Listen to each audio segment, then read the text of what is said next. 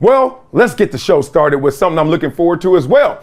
The NBA is going to test in-game flopping penalties at Summer League. One, I'm going to Vegas this summer, and I'm probably going to stop by Summer League now because I want to see how they're going to implement this flopping penalty right now. So all floppers, if you have never seen The Lion King, be prepared because y'all about to get caught slipping. So a flop, which will be determined by the referees at the game, will be penalized by awarding the opposing team one free throw and possession of the ball. Well, that's big.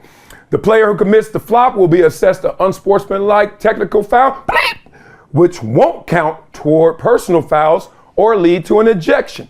Officials won't be required to stop live play to call a flopping violation. Now, that's a caveat right there. They ain't even got to stop the game to get your butt. That's gangster right there. So in 2012, let's go back with a little history lesson. NBA implemented an anti-flopping rule that resulted in a warning and then an increasing amount of fines for every subsequent violation. Y'all remember that? I kind of do.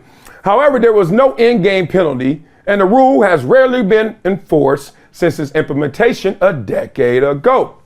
So according to Merriam-Webster's dictionary, I'm clowning, the NBA defined flop in 2012 as an attempt to either fool referees into calling undeserved fouls or fool fans into thinking the referees missed a foul call by exaggerating the effect of contact with an opposing player.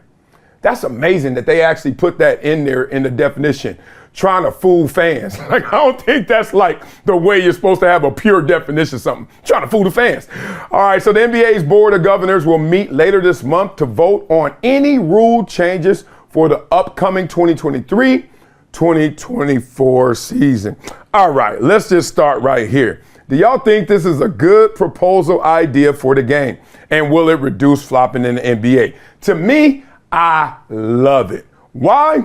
Because I don't like our games being altered, favored, when somebody is just a better flopper than another player, another team.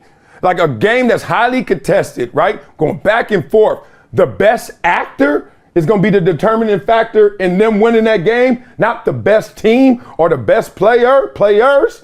I don't like that at all. Even though I am not so irritated with flopping. This is one of those rules like when they implement it, I'm like, thank you, been waiting. But if you don't implement it, I'm not losing my mind waiting on you guys to implement it. One of those. So I guess I'm a little lukewarm in terms of I don't really care. But once I know that you are actually trying to do it, I'm in full support. What are y'all thinking out there? Y'all like this flop rule? Y'all think it's going to do something different?